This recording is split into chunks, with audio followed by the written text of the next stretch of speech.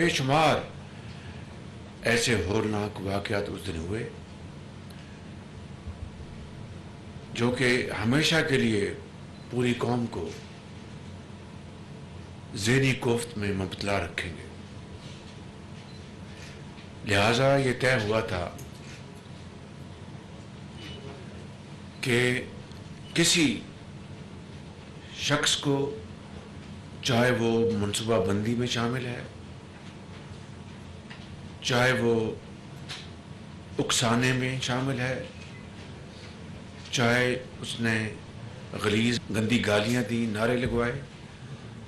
اور چاہے وہ توڑ پھوڑ میں شامل ہے، کوئی بھی قانون کے آنی ہاتھوں سے بچ نہیں سکے گا. اس کے لیے باقاعدہ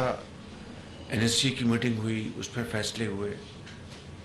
اور اسی کے نتیجے میں یہ طے ہوا کہ جو سویلین تنصیبات ہیں ان میں ملوث ایسے تمام افراد کو اینٹی ٹیررسٹ ایکٹ میں